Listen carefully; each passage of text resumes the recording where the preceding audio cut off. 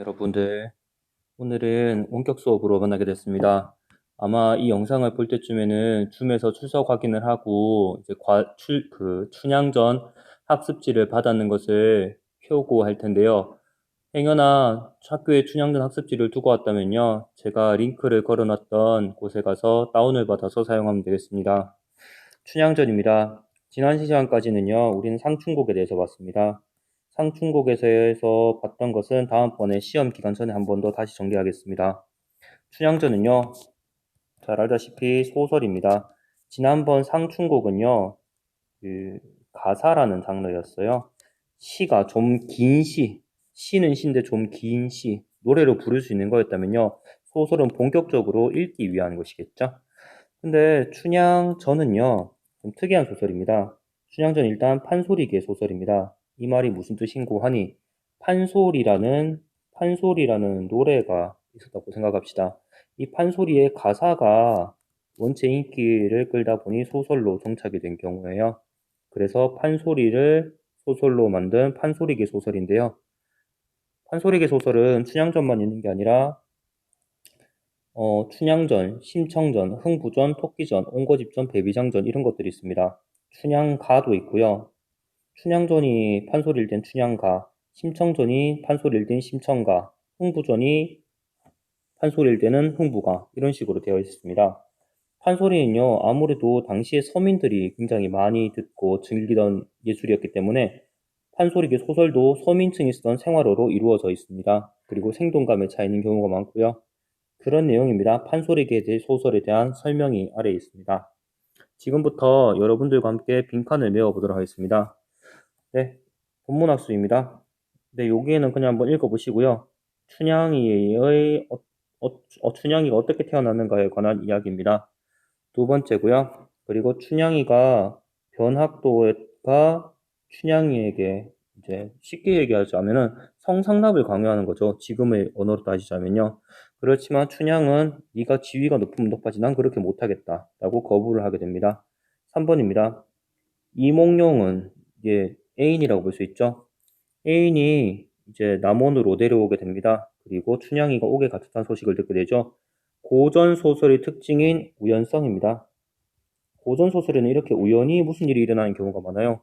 주인공이 위기에 처했을 때 도사를 만난다거나 신선을 만난다거나 아니면은 아주 우연히 다른 사람의 도움을 받는다거나 이런 우연성이 나타나 있습니다. 그리고 변사또의 생일날 잔치에 여러분 잘 아시다시피 이몽룡이 거지로 변장을 해서 참석하게 되죠. 어사의 마음이 심란하구나라는 표시 여기에는요 적어주세요. 편집자적 논평이 드러나 있습니다.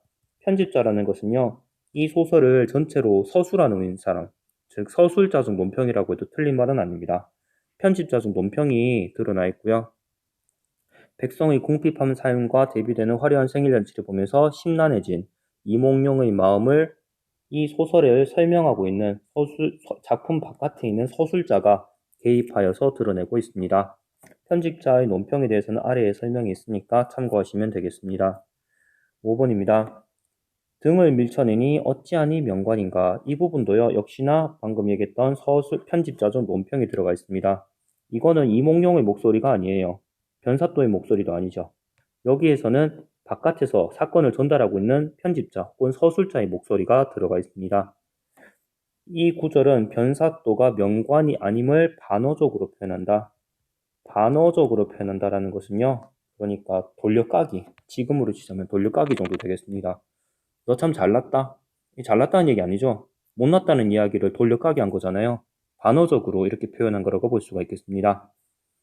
네, 그래서 이몽룡의 정체를 눈치를 챌 것 같고 이렇게 이야기를 하고 있고요. 그리고 좀 더 이어가겠습니다. 오냐 도적질은 내가 아마 오라는 내가 받아라. 이거는 이몽룡이 마음속으로 하고 있죠. 아직까지 정체를 나타내기 전 이몽룡의 속마음입니다. 좋은 결과는 자기에게 돌리고 나쁜 결과는 남에게 돌리겠다는 뜻을 가진 속담입니다. 어사출두하기 전에 변사또를 별하겠다고 마음속으로 칼을 갈고 있는 거죠. 갈비 한 대 먹고 지고라고 되어 있습니다. 사람의 갈비뼈를 먹겠다. 야, 네 갈비뼈 내놔. 혹은 야, 너 그 앞에 있는 고기 갈비뼈 내놔. 이렇게 동음, 이의, 어에 의한 언어 유희입니다. 이게 말장난이란 얘기죠. 야, 갈비 한 대 줘. 네 갈비를 한 대 빼줘. 너 죽을래? 이런 뜻도 될 수 있고요. 야, 네 앞에 있는 고기 한 개 내놔. 이런 식으로 말장난을 하고 있는 겁니다. 차운을 한 수씩 해보면 어떠하오? 라고 되어 있습니다. 예전에는요, 시를 쓸 때 그냥 시를 쓰는 게 아니라 한자로 시를 썼기 때문에 한자의 음과 뜻이 정확하게 운율이 맞아야 돼요. 그것을 보고 차운이라고 하는데요. 이거는 다음번에 설명할 일이 있다면 좀 더 구체적으로 설명하겠습니다. 좋은 잔치 당하여서 술과 안주를 포식하고, 이거는 좋은 잔치라는 건 변사또의 생일을 얘기하는 거겠죠. 백성들의 피와 땀으로 차린 변사또의 생일잔치를 좋은 잔치라고 하고, 형편없는 음식상을 받아놓고 포식했다고 하면서 아까 전과 마찬가지로 돌려가기, 단어적으로 표현하고 있습니다. 변사또는요, 이몽룡이 거지 행색을 하고 왔기 때문에 술과 안주를 별로 주지 않았어요. 근데도 잘 먹었다고 얘기하고 있습니다. 굉장히 반어적으로 돌려서 얘기한 거죠. 그리고 백성의 형편을 생각하고 본관 사또의 정체를 감안하며 지었겠다. 이것도 역시나 아까 전에 봤던요. 이몽룡의 목소리도 아니고 변사또의 목소리도 아닌 편집자적 논평입니다. 바깥에서 사건을 이야기하고 있는 서술자가 논평을 하고 있는 거예요. 이몽룡이 지은 한시는요. 여기서 술은 백성들의 피고 네가 먹는 안주는 백성들의 기름이다. 촛불의 눈물은요. 백성의 눈물이고 네가 생일 축하하는 노래 부를 때 백성들이 원망소리 가득하다. 이렇게 대구를 이루고 있습니다. 이 한시는요, 민중의 분노를 대변하고 있는 이야기고요. 변사또, 너 너무 나쁜 사람이야 라고 비판을 하고 있습니다. 사건의 긴장감을 고조시키고 있고, 이몽룡이 드디어 칼을 갈고 이제 칼을 뺄 때가 되었다는 것을 이야기하고 있죠. 그런 것들을 암시하고 있습니다. 그리고 이 이야기를 듣고 이 시를 보고 이몽룡의 정체를 눈치채는 사람이 있습니다. 운봉이라는 변사또의 측근이라고 볼 수 있겠죠. 그리고 운봉이 열심히 어사또가 출동할 것을 대비해서 열심히 단속하고 있습니다. 그러나 이미 늦었습니다. 한시를 통해 심상치 않은 운봉이 관속을 단속하는 부분으로 판소리 특징 중 하나인 확장적 문체라고 적어주시기 바랍니다. 확장적 문체. 확장적 문체는 이런 거예요. 쉽게 얘기하자면요. 열거라고 볼 수 있는데요. 쉽게 얘기하면 열거. 예를 들면 원숭이 엉덩이는 빨간 건 사과, 사과는 맛있어, 맛있는 건 바나나, 바나나는 길어. 이렇게 끝도 없이 이어지고 끝도 없이 넓어지는 것. 그런 것을 확장적인 문체라고 이야기를 하면 돼요. 그리고 여기에서는 열거와 구절이 대칭이 되는, 구조가 대칭이 되는 거예요. 열거와 대구를 통해서 사실적으로 재현하고 있으며 문장의 생동감을 주고 있습니다. 이런 것을 보면요, 음악적인 요소, 이게 한때는 판소리였구나. 그러니까 지금으로 치자면은 랩의 라임이라고 생각하시면 되겠습니다. 그런 것들과 그것들이 이어져 있구나. 아직까지 소설에도 남아 있었구나. 확장적 문체에 관한 내용은 여기 아래에 설명이 있으니까 참고하시고요. 상황이 극적으로 반전이 됩니다. 거지인 줄 알았던 이몽룡이 사실은 어사또, 암행어사였습니다. 상황의 반전이 나타나고 있고요. 그렇게 되면서 모든 수령들이 변사또의 생일잔치에 왔다는 수령들이, 관리들이 도망을 가고 있습니다. 그리고 여기에서는요, 열거, 그 모습과 구절이 대칭을 통해서 그리고 굉장히 과장된 표현 방법을 통해서 당황한 수령들이 도망치는 모습을 표현하고 있습니다. 그리고 이렇게 추워라 문 들어온다 바람 닫아라 물 마르다 목 들여라 이렇게 뭐 말장난이죠. 이는 언어의 도치. 그러니까 바람 들어온다 문 닫아라 목 마르다 물 들여라 이렇게 해야 되는데 너무 당황하다 보니까 말이 거꾸로 됐죠. 그런 걸 도치라고 합니다. 언어 도치에 의한 언어 유희로서 매우 당황하고 있는 관리들의 변사또의 모습을 볼 수 있다는 얘기입니다. 그리고 이제 춘향이를 만나게 됩니다. 여전히 자기의 정체는 밝히지 않고요.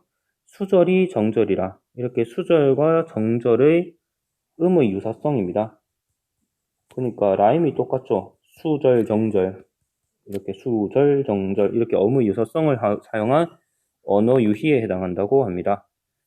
그리고 네, 그렇게 해서 춘향이가 자기의 결심을 밝히고 오사또임을 확인하고 있습니다.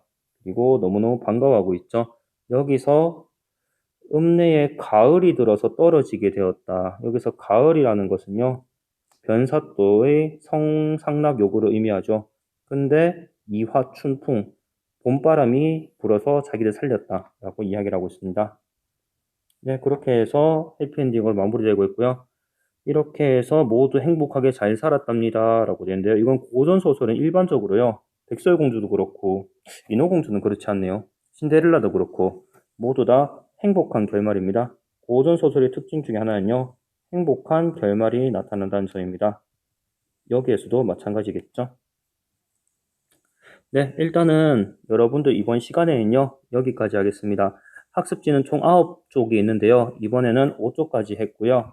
여러분들은요, 학습지를 빈칸을 다 채운 다음에요, 캡처를 해서 5쪽을 각각 캡처를 해서, 그리고 제가 지시한 링크에다가 댓글, 그리고 대댓글, 대대댓글의 형식으로 여러분들의 이름과 사진을 남겨주시면 되겠습니다. 네, 이상으로 춘향전 첫 번째 시간을 마치도록 하겠습니다.